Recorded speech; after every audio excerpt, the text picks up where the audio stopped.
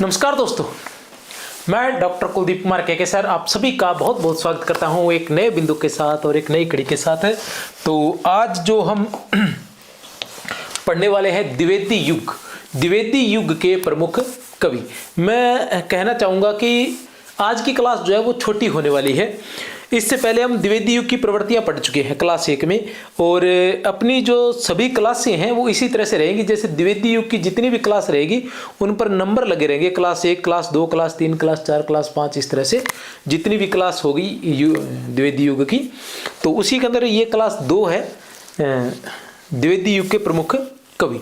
अब इसमें हम क्या पढ़ेंगे? वैसे तो क्लास 3 से हम शुरू करेंगे कि सबसे पहले महावीर प्रसाद द्विवेदी को पढ़ेंगे, उसके बाद मैथिली शरण गुप्त को पढ़ेंगे, उसके बाद रामनरेश त्रिपाठी को पढ़ेंगे। इस तरह से लगातार हम प्रमुख कवियों को लगभग पढ़ते रहेंगे। लेकिन उससे पहले हमें क्या है कि थोड़ा सा कुछ आसान से प्रश्न आते हैं। वो ऐसे होते हैं कि भारतेंदु युग के प्रमुख कवि कौन से हैं, द्विवेदी युग के प्रमुख कवि कौन से हैं, स्वच्छंदतावादी कवि कौन से हैं, राष्ट्रीय सांस्कृतिक काव्य धारा के कवि कौन से हैं। तो जो द्विवेदी युग के प्रमुख कवि हैं उनको हम थोड़ा सा पढ़ेंगे, उनका जन्म कब हुआ था, उनका निधन कब हुआ था और कौन कौन से कवि हैं। तो ये थोड़ा सा हमारे खाका तैयार हो जाएगा कि आगे जिन कवियों को हम पढ़ने वाले हैं वो कौन कौन से हैं और द्विवेदी युग के प्रमुख कवि कौन से हैं, ताकि उसको देखते ही अगर किसी कवि के बारे में हम ज़्यादा नहीं जानते हैं, किसी कवि के बारे में हम अगर ज़्यादा नहीं जानते हैं और उसके बारे में कुछ ऐसा आ जाता है लिखा हुआ कुछ विशेषताओं के रूप में, तो हम उन विशेषताओं में से मतलब उसका उत्तर कैसे दे सकते हैं? तो उसका उत्तर हम ये इसी आधार पर दे सकते हैं कि वो द्विवेदी युग के कवि थे तो उनकी क्या विशेषताएं हो सकती हैं। क्योंकि किसी भी युग के कुछ कवियों को छोड़ दिया जाए तो उनकी विशेषताएं एक जैसी ही रहती है, प्रमुख जो विशेषता रहती है, इसीलिए वो उस युग के कवि प्रमुख रूप से माने जाते हैं। और युग से तात्पर्य होता है कि युग से हटकर बहुत कम बात करने वाले होते हैं। जो युग हम जिस युग का नाम देते हैं उसके अंदर जिनका हम वर्णन करते हैं वो उसी प्रकार के सभी कवि रहते हैं। हम बात करते हैं द्विवेदी युग की। तो द्विवेदी युग में ये मैंने थोड़ा सा, आप चाहें तो ये स्क्रीनशॉट भी ले सकते हैं, ये इसको अलग कर लें थोड़ा सा, ठीक है ना, ये इतने का, इसका आप स्क्रीनशॉट ले सकते हैं एक बार, ठीक है ना। तो ये क्या सन सहित है ताकि आपको कोई समस्या न रहे याद करने के लिए, सन सहित ये जो है बताए गए हैं, देख सकते हैं आप, स्क्रीनशॉट भी ले सकते हैं।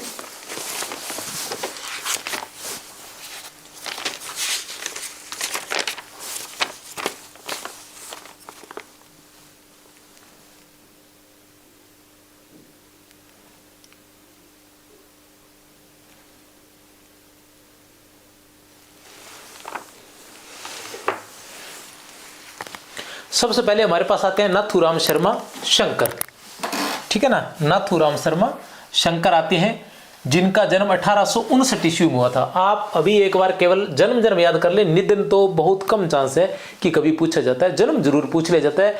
और जन्म की हम बात करें तो क्रम का पूछा जा सकता है, वैसे आजकल क्रम वाले प्रश्न कम पूछे जा रहे हैं लेकिन फिर भी पूछा जा सकता है। नाथूराम शर्मा शंकर की बात करें तो 1859 ईस्वी। उसके बाद 2 नंबर पर आते हैं श्रीधर पाठक। श्रीधर पाठक की बात करें तो इनका जन्म भी 1859 ईस्वी में हुआ था। 3 नंबर पर हमारे पास आते हैं महावीर प्रसाद द्विवेदी, इनका जन्म 1864 ईस्वी में हुआ था। इसके बाद अयोध्या सिंह उपाध्याय, इनका जन्म हुआ था 1865 ईस्वी में, अयोध्या सिंह उपाध्याय हरियुद्ध। उसके बाद बाल मुकुंद गुप्त, इनका जन्म हुआ था 1865 ईस्वी। लाला भगवान दीन, इनका जन्म हुआ था 1866 ईस्वी। आगे हम जैसे सबसे पहले महावीर प्रसाद द्विवेदी को पढ़ेंगे, उसके बाद हम मैथिली शरण गुप्त को पढ़ेंगे। इस तरह से जो महत्वपूर्ण कवि है उस आधार पर पढ़ेंगे।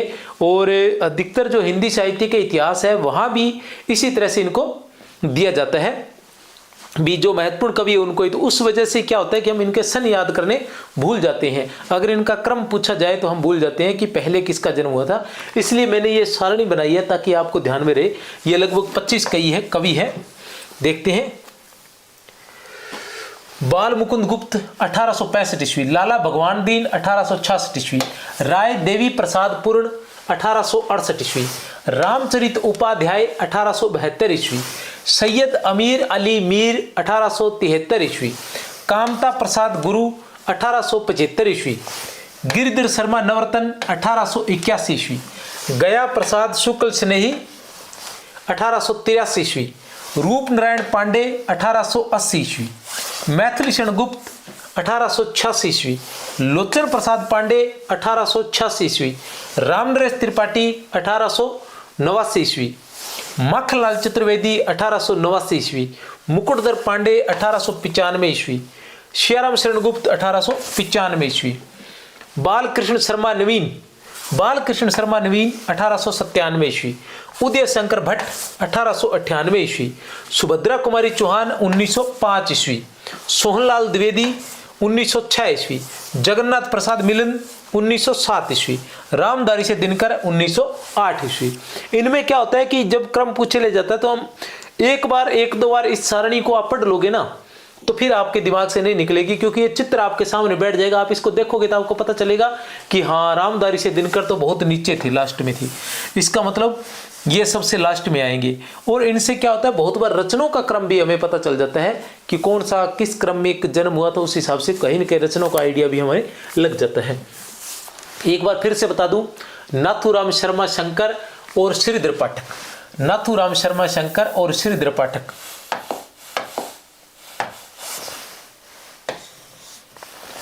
1859 ईस्वी, महावीर प्रसाद द्विवेदी 1864 ईस्वी, अयोध्या सिंह उपाध्याय हरियोद 1865 ईस्वी, बाल मुकुंद गुप्त, अयोध्या सिंह उपाध्याय हरियोद और बाल मुकुंद गुप्त दोनों का 1865 ईस्वी, अयोध्या सिंह उपाध्याय और बाल मुकुंद गुप्त, लाला भगवान दीन 1866 ईस्वी, राय देवी प्रसाद पूर्ण 1868 ईस्वी, रामचरित उपाध्याय 1872 ईस्वी, सैयद अमीर अली मीर 1873 ईस्वी, कामता प्रसाद गुरु 1875 ईस्वी, गिरधर शर्मा नवरत्न बिल्कुल नए हैं, ध्यान रख लेना थोड़ा, गिरधर शर्मा नवरत्न 1881 ईस्वी, गया प्रसाद शुक्ल स्नेही 1883 ईस्वी, रूप नारायण पांडे 1880 ईस्वी, मैथिली शरण गुप्त 1886 ईस्वी और लोचन प्रसाद पांडे 1886 ईस्वी। मैथिली शरण गुप्त और लोचन प्रसाद पांडे दोनों 1886 ईस्वी, याद रख लेना, मैथिली शरण गुप्त और लोचन प्रसाद पांडे। रामनरेश त्रिपाठी और माखनलाल चतुर्वेदी, रामनरेश त्रिपाठी और माखनलाल चतुर्वेदी दोनों 1889 ईस्वी। मुकुटधर पांडे 1895 ईस्वी, मुकुटधर पांडे और सियाराम शरण गुप्त दोनों 1895 ईस्वी। रामनरेश त्रिपाठी और माखनलाल चतुर्वेदी 1889 ईस्वी, मुकुटधर पांडे और सियाराम शरण 1895 ईस्वी, बालकृष्ण शर्मा नवीन 1897 ईस्वी, उदय शंकर भट्ट 1898 ईस्वी, सुभद्रा कुमारी चौहान 1905 ईस्वी, सोहनलाल द्विवेदी 1906 ईस्वी, जगन्नाथ प्रसाद मिलन 1907 ईस्वी, रामधारी से दिनकर 1908 ईस्वी।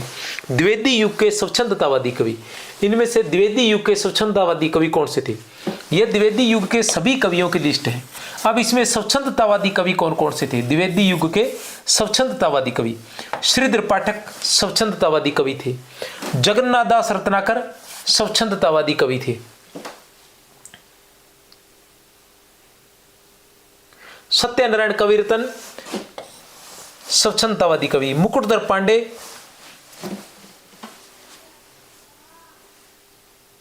स्वच्छंदतावादी कवि। तो ये स्वच्छंदतावादी कवि थे श्रीधर पाठक, जगन्नाथ दास रत्नाकर, सत्यनारायण कविरत्न और मुकुटधर पांडे।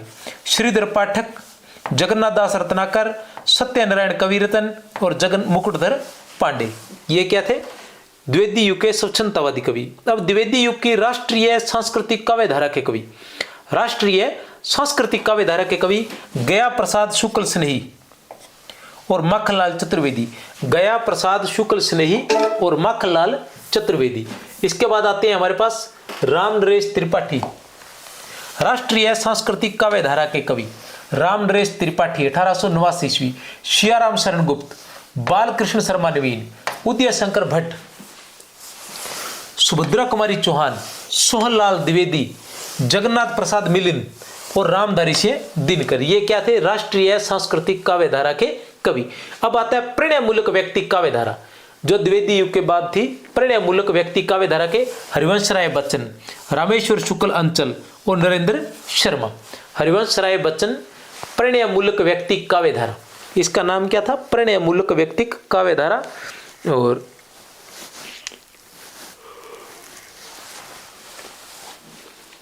हरिवंश राय बच्चन, रामेश्वर शुक्ल अंचल और नरेंद्र शर्मा। तो ये थे द्विवेदी युग के प्रमुख कवि। तो इनके बारे में द्विवेदी युग की हम बात करते हैं तो 1900 से लेके 1918 ईस्वी तक का काल जो है वो द्विवेदी युग के नाम से जाना जाता है। कुछ जगह 1900 से लेके 1920 ईस्वी तक का काल भी माना जाता है। द्विवेदी युग की प्रमुख काव्य प्रवृत्तियां पढ़ा चुका हूं, फिर भी एक बार सरसरी निगाह। राष्ट्रीयता की भावना, जागरण सुधार की भावना, सामाजिक भावना, प्रकृति चित्रण, हास्य व्यंग्य, खड़ी बोली को महत्व। हास्य व्यंग्य बहुत ही कम था। मतलब हम हास्य व्यंग्य की बात करें तो महावीर प्रसाद द्विवेदी के अनुसार जो कह सकते हैं कि सभ्यता में रहकर जो हास्य हो सकता था, व्यंग्य हो सकता था, वही किया गया है। इसके अंदर शिव शंभू के चिट्ठे जो है प्रमुख व्यंग्य कृति मानी जाती है। खड़ी बोली को महत्व, हाँ बिल्कुल सही है। खड़ी बोली को सबसे जो महत्वपूर्ण बात थी, खड़ी बोली को महत्व दिया गया था इस काल के अंदर, क्योंकि जो भारतेंदु काल था उसमें भारतेंदु काल में जो काव्य की भाषा थी वो तो ब्रज थी और गद्य की भाषा खड़ी बोली थी। काव्य की भाषा जो थी वो ब्रज थी और गद्य की भाषा जो थी वो खड़ी बोली थी। और द्विवेदी युग में आकर दोनों की, गद्य और पद्य दोनों की भाषा खड़ी बोली हो गई थी। अनुवाद कार्य बहुत अधिक किए गए थे। अभी हम इसके बाद महावीर प्रसाद द्विवेदी पढ़ेंगे तो उसमें आप देखेंगे इतिवृत्तात्मकता, इसकी जो प्रमुख विशेषता थी वो इतिवृत्तात्मकता थी और इसकी कमी जो थी वो भी इतिवृत्तात्मकता थी। ठीक है ना, मतलब किसी भी चीज को बहुत अधिक बढ़ा चढ़ा कर लिखना द्विवेदी युग की विशेषता थी। महाकाव्य, खंड काव्य, मुक्त काव्य व गीति काव्य सभी की रचना हुई थी इस काल में। महाकाव्य, खंड काव्य, मुक्त काव्य व गीति काव्य की रचना हुई थी। उपदेशात्मक काव्य की रचना थी, ज्यादातर पुराणों से उठाकर अधिकतर उपदेश दिए गए थे। जातीय भावना का काव्य था।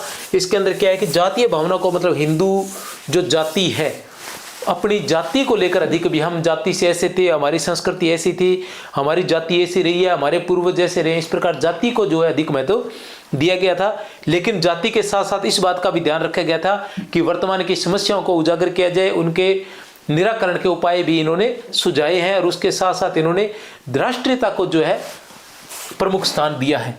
कहने का तात्पर्य है कि उपदेश के साथ साथ पुराणों और अपने धार्मिक ग्रंथों के साथ साथ जातीय भावना पर विशेष ध्यान के साथ साथ इन सब के होते हुए भी इन्होंने क्या किया था, राष्ट्रीयता की भावना को प्रमुखता प्रदान की थी या सर्वोच्चता प्रदान की थी। तो ये थे द्विवेदी युग के प्रमुख कवि। इसके बाद हम लगातार जो बड़े कवि हैं वो एक एक पढ़ेंगे और जो छोटे कवि हैं वो बड़ी संख्या में एक साथ हम पढ़ लेंगे। मेरी तरफ से आप सभी को बहुत बहुत शुभकामनाएं। जय हिंद, जय भारत। एक बात और कहना चाहूँगा कि अगर PDF आदि चाहिए तो आप 63 771 24 802 63